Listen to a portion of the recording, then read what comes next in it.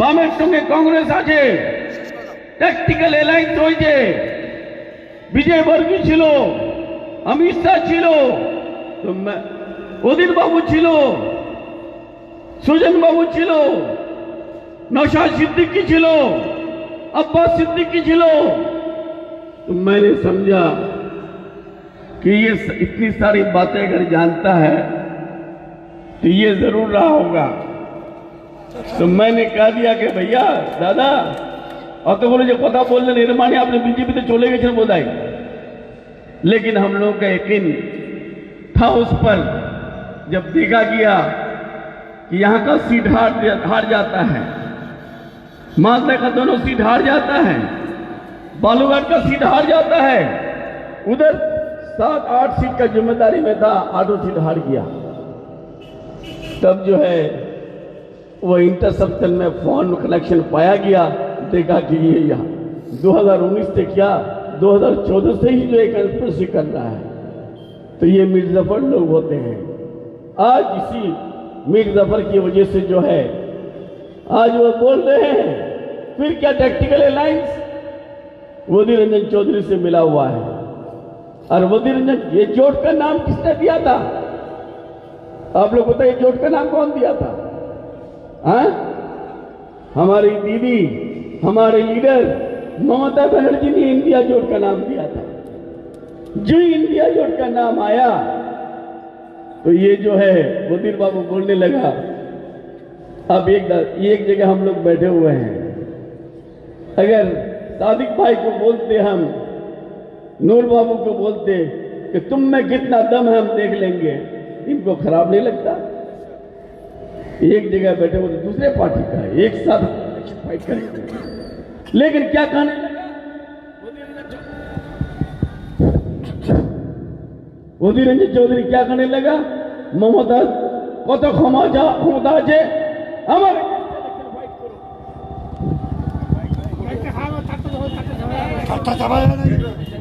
Hello hello hello. तो फिर जो है एक तरफ जोट के खिलाफ बोलना शुरू कर दिया, एक तरफ दीदी के खिलाफ बोलना शुरू कर दिया, एक तरफ बोल रहे हैं कारो जी टीएमसी दम हो ताकि हमारे अगेंस्ट इलेक्शन फाइट करो। उस हालात में जोट हो सकता है? जी जोट की बात आती है तो कहता है क्या कि जोट को ले हमें तो छेड़े चले जाओ। इसका मतलब जो बात हम पहले बोले ये प्रमाण हो गया, इन लोगों का टैक्टिकल अलायंस है। अच्छा एक बात बताइए, 2019 में यहाँ कौन फाइट किया था? मोहम्मद सलीम साहब, उसके बाद श्रीमती दीपा दास मुंशी, उसके बाद हमारा चेयरमैन जिला परिषद कर्नल अग्रवाल साहब, उसके बाद देवश्री राय चौधरी। 2009 में 1,17,000 वोट से जीती थी कौन? श्रीमती दीपा दास मुंशी। अब फिर दूसरे इलेक्शन में 1700 वोट से हार जाती है। कौन जीतता है? मोहम्मद सलीम। 2009 से 2014 तक श्रीमती दीपा दास मुंशी का एक काम दिखा पाएंगे आप लोग इस्लामपुर में? पाएंगे? नहीं पाएंगे। 2014 से लेकर 2019 तक कोई काम सलीम साहब का दिखा पाएंगे आप लोग? बोलिए, आवाज नहीं है क्या मुंह में? हाँ, जोर से बोलिए। नहीं। हाँ, हमारे ब्लॉक में सलीम साहब जो है एक टॉयलेट बनाया है, एक टॉयलेट ब्लॉक घुसते वक्त। तो मैं जब भी देखता हूं इस बात की परेशानी होती है हमको कि एक एमपी मेंबर ऑफ पार्लियामेंट और अच्छा पार्लियामेंटियन, उनका सोच कैसा है? क्योंकि लेफ्टिनेंट के लोग जितने भी सोच रखते थे सरावा सोच रखते थे, इसलिए जो है वो टॉयलेट बनाया। कहाँ? हमारा ब्लॉक में जब भी जाते हैं तो नजर आती है। चले गए। उसके बाद जीती कौन है? देवश्री राय चौधरी। सलीम साहब को लोग वोट दिए थे। कितना वोट दिए थे? 1,83,000। और श्रीमती दीपा दास मुंशी कितना वोट दिए थे? 83,000। दोनों का वोट कितना हो जाता है? 1,66,000, 2,66,000। हम लोग हारते कितना वोट से? 60,000 से करण अग्रवाल पाता है 4,51,000 और देवश्री पाती है 5,11,000। आदमी दो ही आदमी को वोट डालता है भाई, जो जीतता है उसको वोट देता है और जो जीतने का संभव ना होता है उसको वोट डालता है, वो कंटेस्ट करता है, तीसरा आदमी को वोट नहीं डालता है। तो कुछ हमारे लोग सलीम साहब को वोट डाले थे, सीटिंग एमपी थे, सोचता था कि जीत जाएगा, सोचता था कि यह हमारा जात भाई है, सोचता था कि हम मर जाए तो इंद्रिल्ला पड़ जाएंगे, सोचता था क्या कि हमारा कलमा गो है, ये कह के कुछ लोग और जीता हुआ एमपी था वोट डाल दिया था।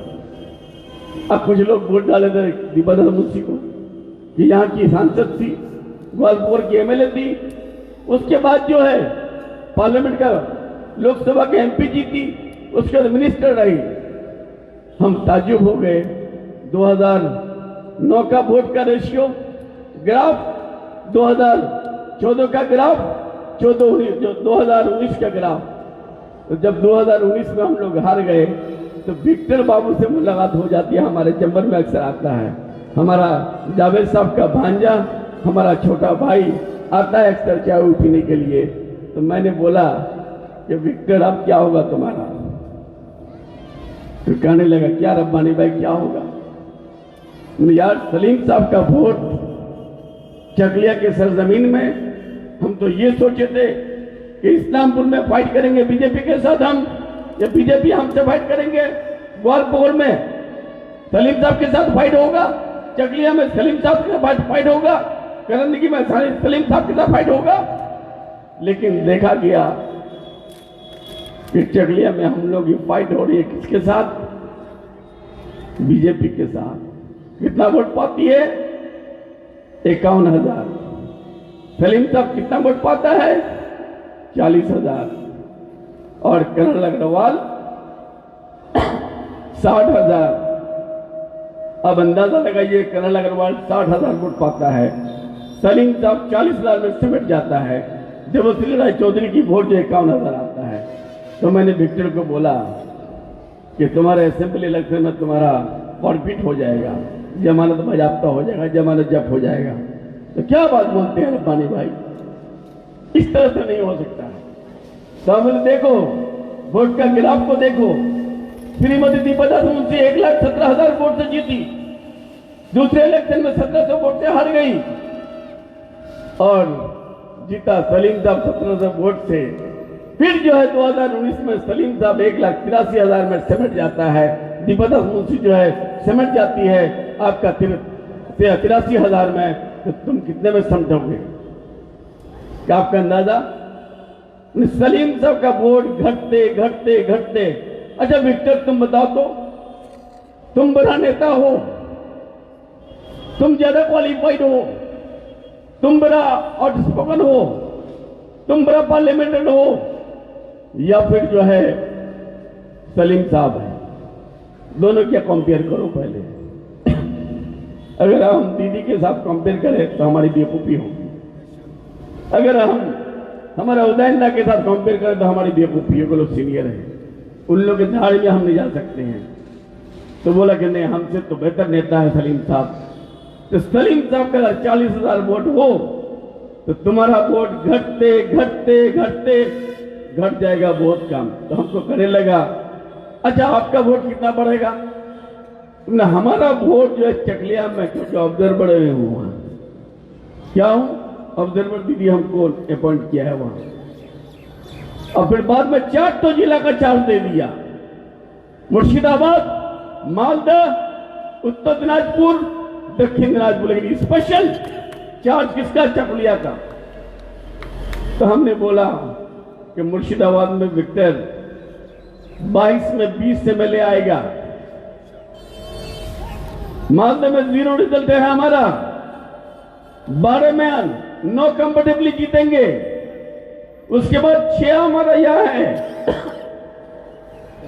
उत्तर दिनाजपुर, हम लोग 8 में 8 पाएंगे, ये कम फाइट करना पड़ेगा, और बालूघाट में 4 कंफर्टेबली जीत के आएंगे।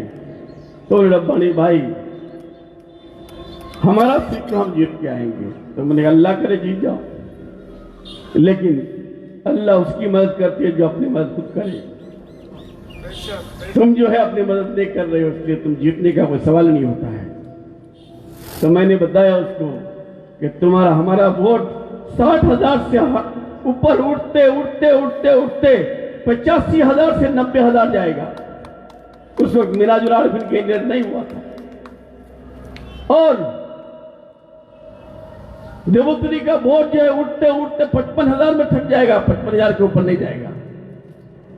और तुम्हारा वोट 40,000 से घटते घटते घटते 30 और 20 के बीच में रहेगा, 25 या 28,000 वोट पाओगे। और ठीक मैं देखा 2021 के इलेक्शन में, वहां 20 पाया मुर्शिदाबाद से, 8 पाया मालदा से, उत्तर दिनाजपुर से 7 पाए, दक्षिण दिनाजपुर से 3 पाए, और विक्टर बाबू का जमानत जब्त हो गया। 28,000 वोट पाए। अब सोचिए, उस वक्त लोग नहीं जानते थे कि सलीम साहब हार जाएगा। उस वक्त विक्टर बाबू के बारे में भी नहीं जानता था कि वो हार जाएगा, जमानत जब्त हो जाएगा। ये पास्ट एक्सपीरियंस बोलता है कि जब उसका वोट 28,000 असेंबली में रहा तो पार्लियामेंट में कितना वोट पा सकता है। तो पार्लियामेंट में अब की बार उसका वोट चकुलिया में 20,000 से नीचे जाती है, कहां टिकेगा हमको अंदाजा नहीं हो रहा है।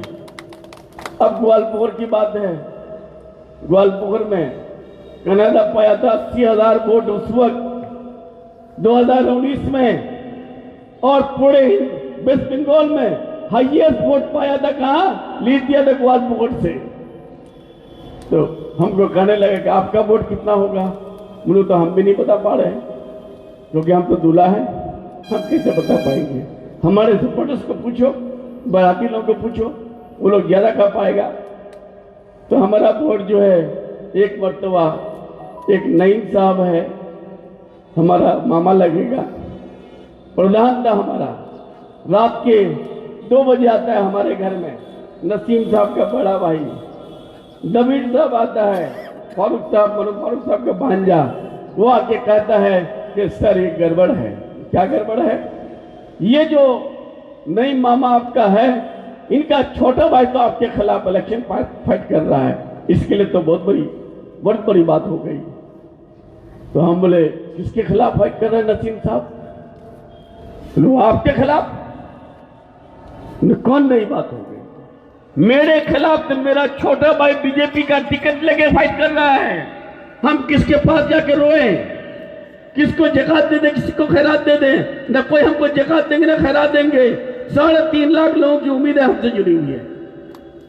ये हुकूमत की लड़ाई है। इस हुकूमत में हम बीजेपी के साथ जाकर सरेंडर हो जाए? नहीं, ऐसा हो सकता है। इसलिए तो जबीर साहब को मैंने कहा कौन जीतेगा? जबीर साहब कि सर आप जीतेंगे, आपका छोटा भाई हारेगा। मैंने आदमी वोट किसको देता है? 2 ही आदमी को देता है, जो जीतता है उसको देता है, जो हारता है उसको देता है। आप बोल दिए कि आप जीतेंगे, आपका भाई हारेंगे, तो फिर नसीम साहब के लिए क्यों परेशान है? तो मैंने उनको 10,000 रुपये निकाल के दिया पॉकेट से कि मामा आपके लिए थोड़ी सी परेशानी है। तो जबीर साहब को मैं पूछा कितना हजार वोट जीतेंगे? तो मैंने वो कहा कि 75,000 लीड होगा सर आपका। कितना? 75,000 लीड होगा। तो हमने बताया कि कम बताए, हमारा लीड जो है 1 लाख से ज्यादा जाएगा।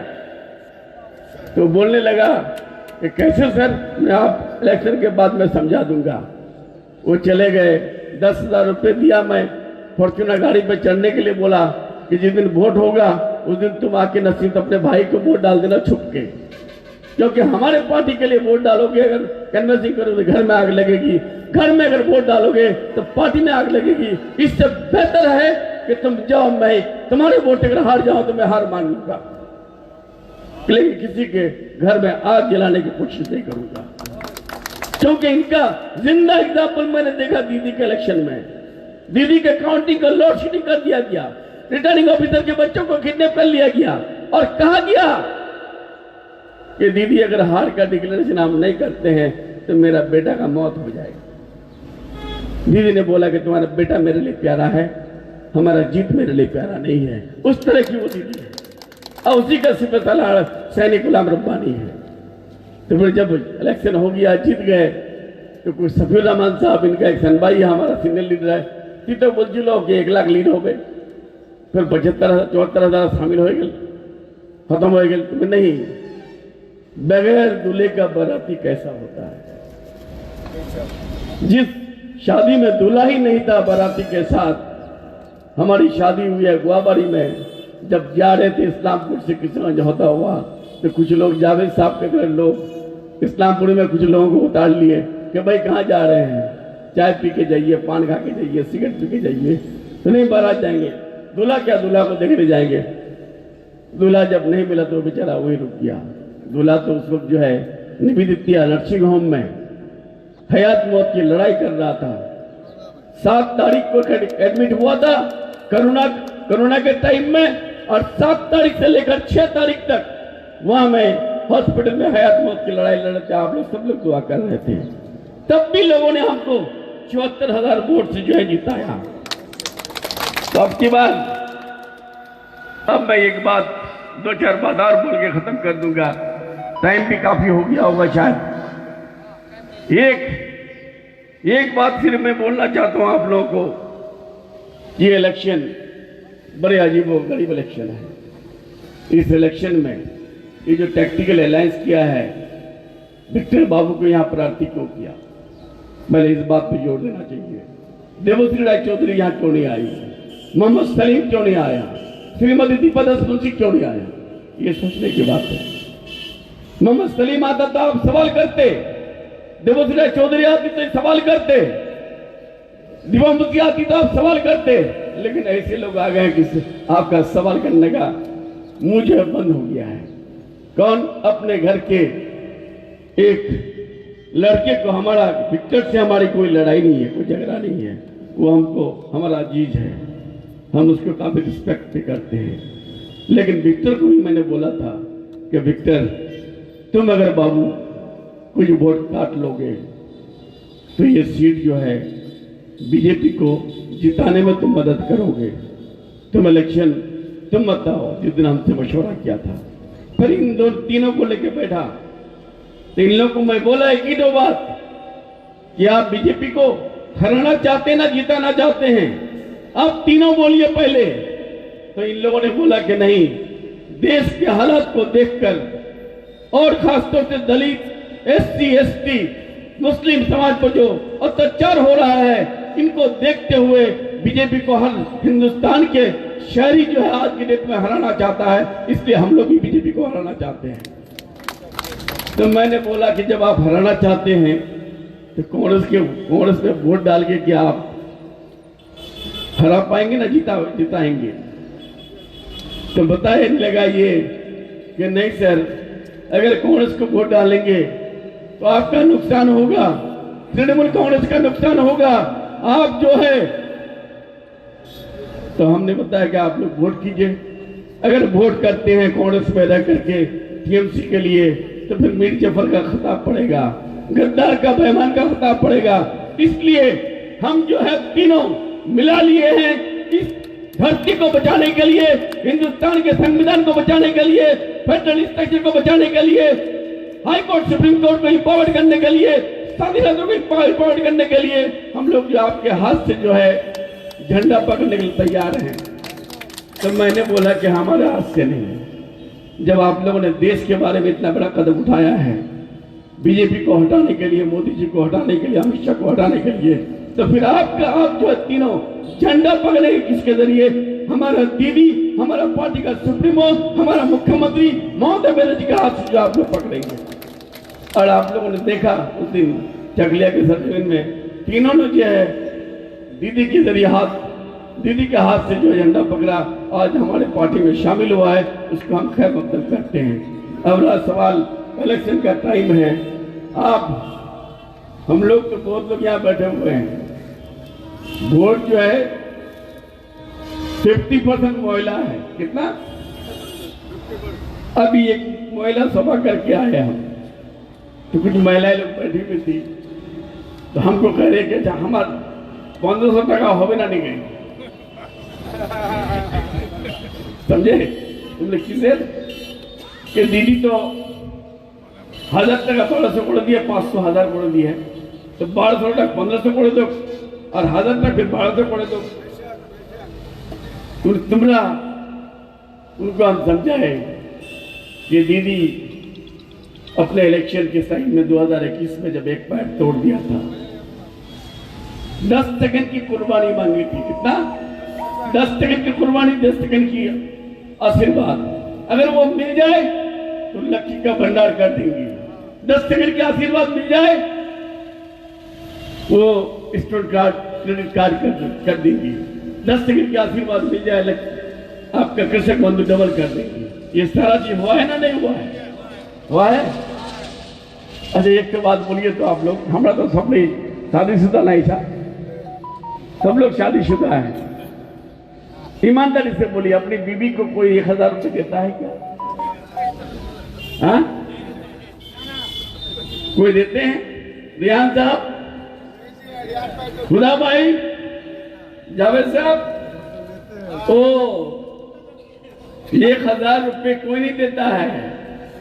अगर कोई दे भी देता है तो एक तो सवाल करते हैं। क्या सवाल? ये 100 रुपया 1000 रुपये का कहां तुम खर्च किए? अगर मैं के यहाँ गई है तो शक होने लगता है हस्बैंड को कि अपनी दीदी की बहन को बेटे को तो नहीं दे दिया या अपना भाई के बेटे को 200 रुपये नहीं दे दिया। इस तरह की कैफियत है हम लोगों की। लेकिन आज के डेट में दीदी 1000 रुपये दी है, कोई सवाल किए क्या? वो वोट जो है हमारे 70,000 महिला को मिला है। उन 70,000 वोट महिला लोग नहीं देगा, 70,000 ही जो दीदी को वोट डालेगा। अगर कल फिर 10 सेकंड आशीर्वाद अगर दीदी पाई जाए, अगर 1000 টাকা 2000 করে দেয় আর 1200-2500 করে দেয়, कल हमारे हुदा भाई कोबे कि मैं इस्लामपुर जाम अमल भाभी कोबे तोर प्रस्ताव दीदी 2000 টাকা दे, कम से कम 200 টাকা दे, तुम्हें कम से कम रामकृष्ण होटल खाए। यही बात है। तो आज जो है हमारा कहना है सब लोग 10 सेकंड की सिर्फ कुर्बानी, 10 सेकंड की आशीर्वाद, 10 सेकंड की मेहरबानी हमारे देश को बचाने के लिए, हमारे संविधान को बचाने के लिए, हिंदू मुस्लिम की यूनिटी को बचाने के लिए, सिख ईसाई की यूनिटी को बचाने के लिए आप लोग देने के लिए तैयार हैं? तो तैयार हैं। बहुत बहुत शुक्रिया। और 26 तारीख को 10 सेकंड नंबर 2 नंबर बटन 2 घास पुल पे जो है आप लोग 10 सेकंड का जब वोट देने के लिए जाएंगे, जब बटन टिपेंगे सिर्फ 10 सेकंड ही लगेगा, इससे 11 सेकंड नहीं लगेगा। तो 10 सेकंड के लिए तैयार हो गए। बहुत बहुत शुक्रिया। जय हिंद, वंदे मातरम। ममता जिंदाबाद, अभिषेक जिंदाबाद, कृष्ण कल्याणी जिंदाबाद, गुंजने ग्राम पंचायत जिंदाबाद, जावेद साहब जिंदाबाद, हमारा सादिकुल इस्लाम साहब जिंदाबाद, खुदा साहब जिंदाबाद, नूर हसन जिंदाबाद, रिहान साहब जिंदाबाद। थैंक यू, धन्यवाद। एक शेर के साथ ये प्रोग्राम